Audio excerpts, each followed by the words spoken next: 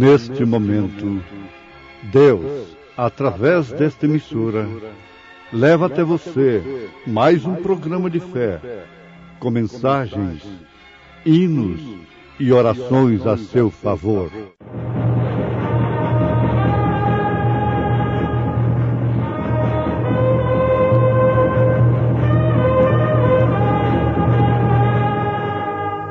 Fé para vencer. Somente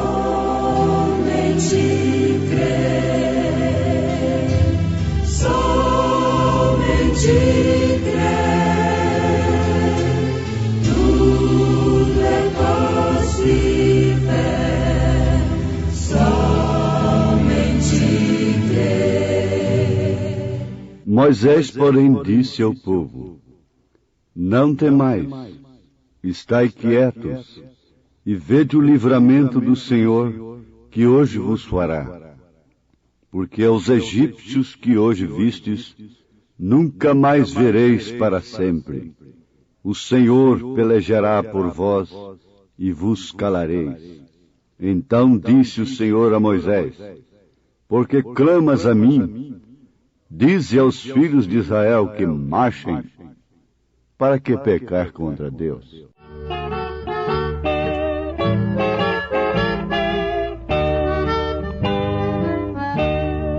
Para que pecar, se sou salvo, se já tenho tanta luz? Para que pecar, se a vida só é dada por Jesus?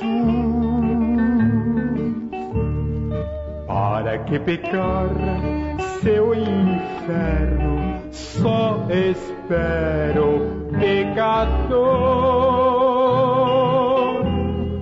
Para que pecar? Para que pecar? Para que pecar contra Deus?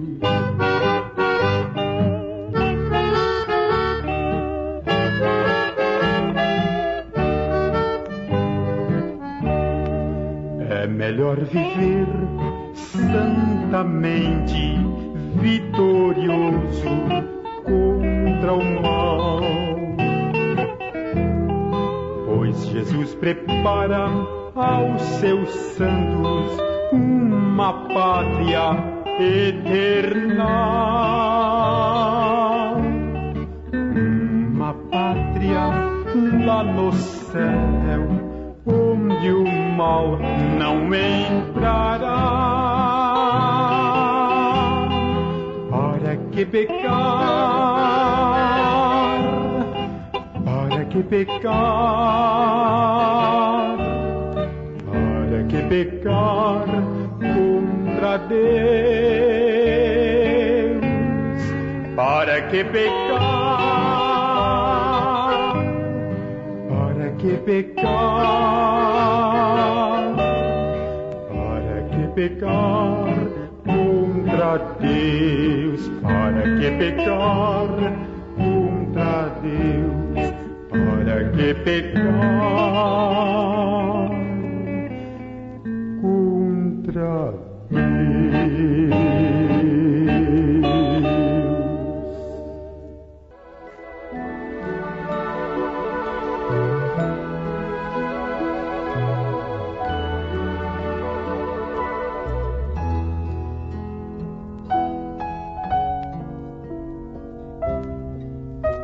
Escapar é livrar-se ou salvar-se de perigo ou acidente funesto.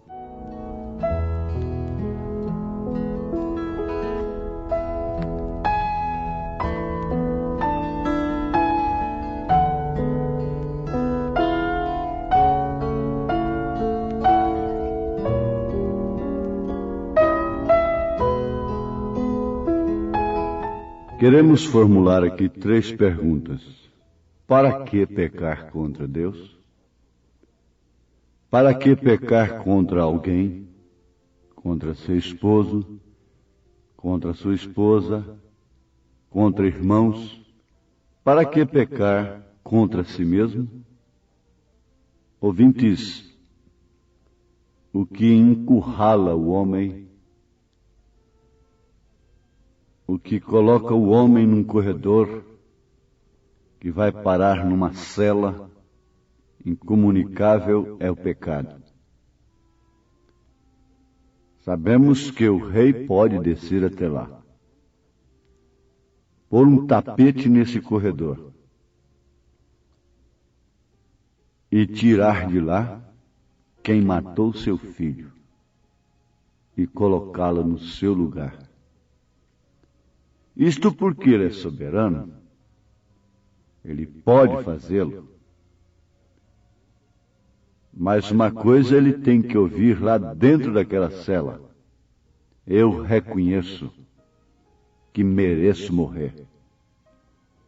Foi isto que moveu o coração daquele rei em relação àquele rapaz que matou seu filho. E o rei então lhe deu toda a roupagem do filho, lhe dando assim o lugar de filho. Mas tentar escapar às vezes significa morte. Quantos presos tentam escapar e morrem em suas fugas, morrem durante a fuga, ao passo que, se eles cumprissem a sentença, muitas vezes ainda teriam uma vida normal e poderiam usufruir da liberdade. Mas ao tentar escapar, morrem. A palavra escapar quer dizer livrar-se ou salvar-se de perigo ou acidente funesto. Livrar-se ou fugir de situação ou condição perigosa, humilhante. Você sabe que o mundo está procurando escapar. Escapar da condição em que se encontra.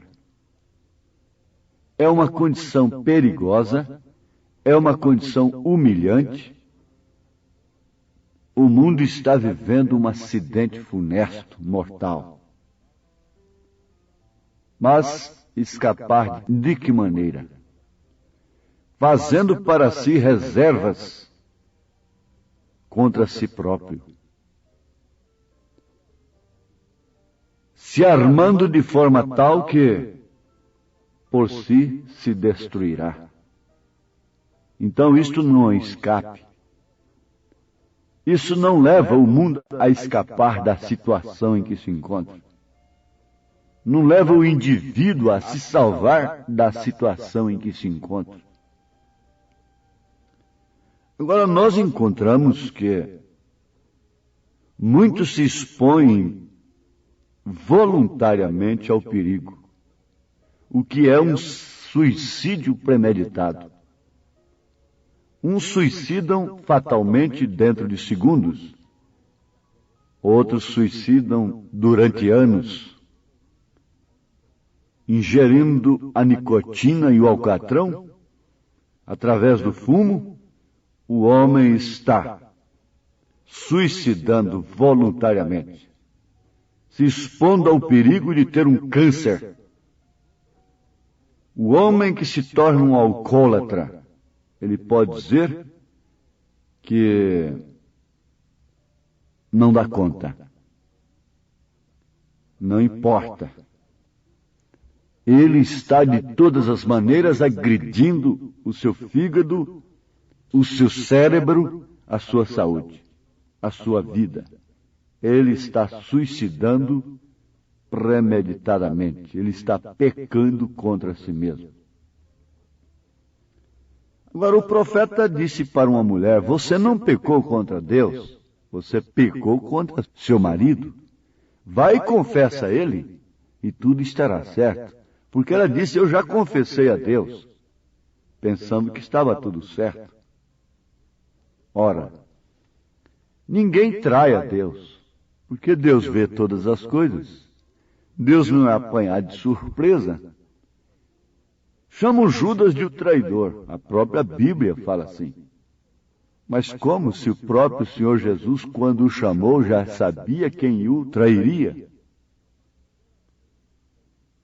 Agora, preste bem atenção, ouvintes, no sentido, na intenção dele, ele agiu como um traidor. Pecando contra Deus, estava pecando contra si mesmo. Então daí vem a pergunta, quem peca contra Deus, que não peca contra si mesmo? Que não peca contra irmãos? Que não peca contra a igreja? Que não peca contra esposo e esposa? Agora parece que nós ficamos encurralados, sem uma saída. Mas vamos repetir. Expor-se ao perigo voluntariamente é um suicídio premeditado, é um suicídio moral, é um suicídio físico, é um suicídio espiritual. E corre-se riscos, é um outro ponto de vista. Corre-se riscos ignorantemente. Por exemplo, tocar na alta tensão. Você sabe, a alta tensão não poupa inocência nem ignorância. Se uma criança é inocente, tocar na alta tensão, ela morre torrada. Se um pai de família, um pai de 5 filhos, de 10 filhos, tocar na alta tensão fazendo terra, ele morre torrado deixando aqueles filhos. Não importa a sua ignorância, não importa a sua inocência sobre o caso. Isso é como a lei. A lei não reconhece a ignorância da mesma. Um homem não pode dizer que matou o outro ignorantemente e não sabia que a lei não permite matar. E assim sucessivamente. A lei não reconhece a ignorância de ninguém. E Paulo disse que a própria natureza deixa todo homem inexcusável diante de Deus. Agora, a quem mais é dado, mais é exigido. Você sabe que aquele filhinho inocente de 2, 3 anos, andando ali em Alegre com seus primeiros passos, acostumando a correr, o pai corre e salva seu filhinho. Ele não tem noção dos perigos. E Paulo disse que quando eu era menino, agia como menino. Mas agora sou adulto. E como é? Você trata com seu filho pequenininho de uma forma, mas com aquele maiorzinho de 5 anos de idade, de 7 anos, de 10 anos e de mais idade, você trata de outra forma. Assim também é Deus. O profeta dá este exemplo. Se você vê seu filhinho brincando no meio da avenida, onde estão passando carros, assentadinho ali com um biquinho na boca, então o que faz aquela mãe? Corre e o apanha carinhosamente, desesperada. Porém, se ele volta, então ele tem que levar umas boas palmadas para a salvação de sua vida. Mesmo inocente, mesmo sendo uma criancinha, ela tem que levar umas palmadinhas boas, por amor de sua vida. E quando ela vai dando os primeiros passos, a mamãe diz, você não vai lá. Os carros estão passando, isto é perigoso. Não é perigoso somente você morrer, como complicar a vida de alguém, de um pai de família. Porque muita gente não pensa nisso. Ao expor-se a perigos no trânsito, embriagados, respeitando a memória de ambos que morreram. Eu sei da história de um senhor que recebeu o telefonema que sua primeira filhinha tinha nascido. E ele tomou o carro, ele estava noutra cidade. Tomou o carro e ia naquela maior alegria para ver a sua bebê. Na maior satisfação. E um outro pai de família com a cabeça cheia de álcool, de bebida, veio de lá loucamente, se expondo a um perigo terrível, e chocou com o carro daquele pai que ia tão alegre para ver sua filhinha, sua primeira filhinha.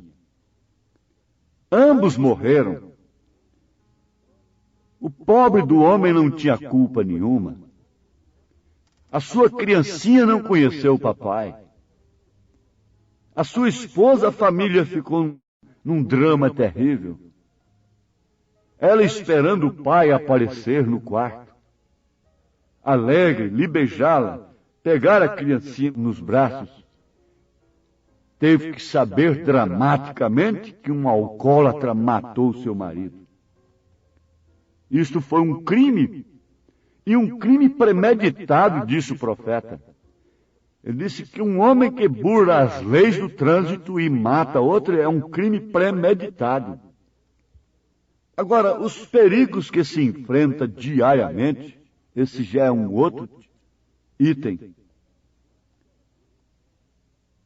em que só Deus pode livrar, como, por exemplo, no trânsito mesmo, no trabalho, o contrair de uma doença maligna, contagiosa. Como o Pai livra aquele que ignorantemente está exposto a um perigo? Quantas vezes Deus já te livrou no trânsito? Cada dia tem o seu mal. Quantas vezes Deus nos livra de apanhar um espírito mau, um espírito de morte, um espírito de enfermidade? Mas você pode pensar, e se Deus não livra? Quem pode condenar um homem a quem Deus não livrou de que ele caísse em tal situação? Ninguém. O profeta disse, ele tem o suficiente contra si mesmo. Ele disse, se você não pode fazer algo por ele, então ele já tem o suficiente contra ele. Ore por ele apenas. Agora nós vamos para um outro tópico. Deus pôs Israel numa armadilha para tirá-lo do sistema denominacional do Egito. Ele o colocou numa armadilha. E eu diria que essa mensagem se chama via de escape. Então ele tinha que ter uma via de escape, porque foi ele quem colocou Israel naquela situação. E eu digo, se sua situação é permitida por Deus, ele é responsável, como foi com Jó. Porque Jó não se expôs à lepra, ele não se deitou com leproso, ele não fez nada para ficar leproso. Deus ficou responsável por ele. Agora havia muitos leprosos nos dias de Jó. E só está escrito a respeito de Jó. E eu pergunto, a quantos Deus deu um último estado como Jó? Porque Deus era responsável por aquela situação que ele estava. Às vezes o caso pode ser semelhante, ou até pior, mas Deus que permitiu. Isso é como controle de natalidade, ninguém pode julgar um caso pelo outro. Cada caso tem que ser julgado particularmente. Você não sabe explicar por que Davi pecou e quem morreu foi Uzá. Quem morreu foi Urias. A morte lá no Velho Testamento significava destruição, perdição. A morte antes do tempo de descer as cãs. Quem ia morrer era Abimeleque, não era Abraão. Agora, esta é uma situação de Deus. Esse é um problema de Deus. Deus resolve o seu problema. Haviam muitas viúvas no tempo de Elias, mas só uma era problema de Deus. Há muitos filhos na terra, mas só seus filhos são seus problemas. Se você é um filho de Deus, não importa a sua situação, sua condição. Ele vê que você está tentando se livrar dela. Mas Ele cuidará de você. Se você é filho, você é problema de Deus, como seu filho é seu problema. A viúva era um problema de Deus. Por isso Deus mandou Elias lá. No tanque de Betesda havia muitos enfermos, mas Jesus foi somente a um. Casos piores do que o daquele homem havia ali. Mas Jesus foi somente a um. Jacó teve muitas saídas, vias de escape, porque seu nome dizia trapaceiro. Ele saía daqui, saía dacolá e sempre saindo bem. Mas teve um dia que Esaú estava lá. E então só havia uma via de escape para Jacó. Desespero e luta com Deus. Quando todos estavam sem uma via de escape, Deus tinha esta via, Lutero. Quando a era estava negra, Deus mandou Lutero com a via de escape. Quando a coisa estava sem saída, Deus mandou Wesley. E agora, quando o mundo está vivendo no seu corredor final, que lhe encerra na cela da perdição, Deus tem nos trazido a via de escape. O mar está na frente, as montanhas estão dos lados. Faraó está furioso atrás, o mar está na frente. Mas o mar temeu quando Deus olhou para ele. Teve que se abrir, a via de escape vem de Deus. O mais perigoso corredor, a mais perigosa situação e o maior escape que pode existir é do perigo religioso doutrinário. E a única via de escape para isto é a doutrina, é a mensagem de Elias para essa hora. Agora tu que andas pela vida a soluçar, sem uma via de escape, sim, não é no mundo que você vai encontrar. Não são nos prazeres. Você fuma para distrair? É uma via de escape? Você faz isto, aquilo como uma via de escape? Não é aí. Esta via de escape só pode vir de Deus.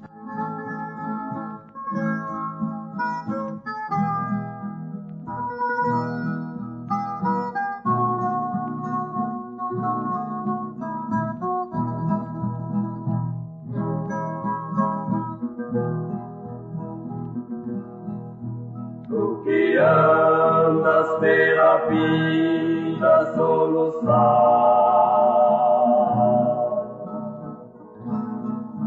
com problemas sem prazer, só a pecar. Tu que vives noite e dia a sofrer, Cristo salva, basta-te somente crer.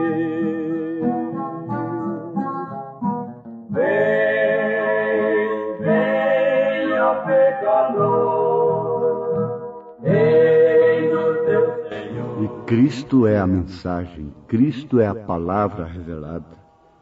E que Ele agora possa estar te mostrando uma via de escape, que é o seu sangue no Calvário para perdão dos seus pecados e a fé para o rapto através da revelação da era. Em nome de Jesus Cristo, Deus te abençoe agora. Abra o mar para você. Atravesse com fé e coragem, acompanhando o profeta de Deus. Em nome de Jesus Cristo. Amém.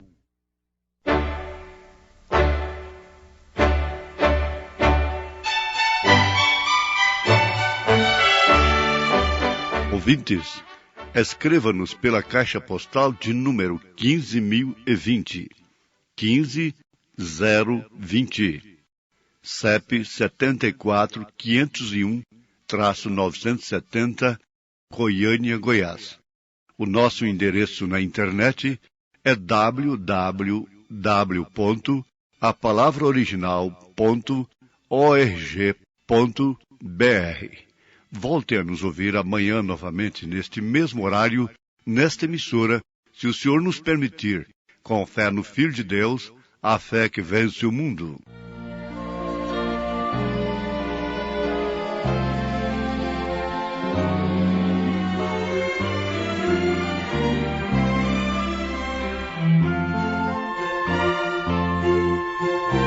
Aflito e triste coração, Deus cuidará de ti. Por ti opera sua mão, que cuidará de ti. Deus cuidará de ti em cada dia, proverá, sim, cuidará de ti. Deus cuidará de ti.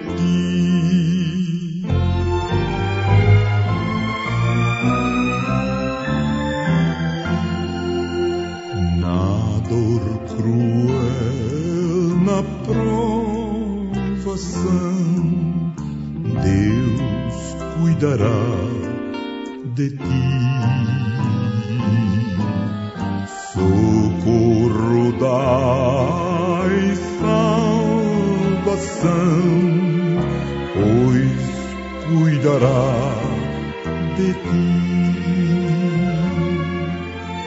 Deus cuidará de ti em cada dia, proverá, sim, cuidará de ti.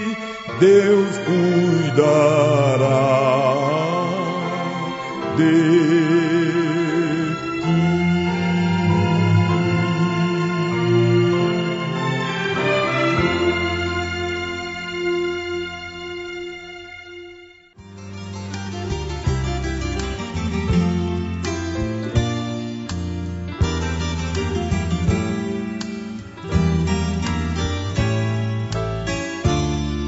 nas noites silenciosas, no perfume de rosas, eu vejo teu poder, Senhor. No céu estrelado, no dia ensolarado, eu vejo teu poder, Senhor. Na expressão da verdade, na forma de humildade, eu vejo teu poder, Senhor. No alívio da dor e num gesto de amor, eu vejo teu poder, Senhor.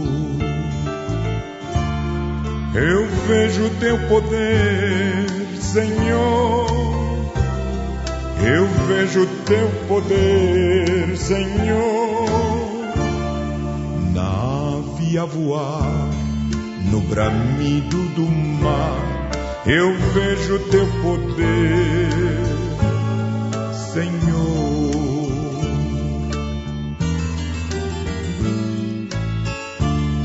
No puro pensamento, no fiel sentimento, eu vejo teu poder, Senhor. Na chuva a cair, na criança a sorrir, eu vejo teu poder, Senhor. Eu vejo teu poder, Senhor. Eu vejo teu poder, Senhor. Nave a voar no bramido do mar, eu vejo teu poder, Senhor.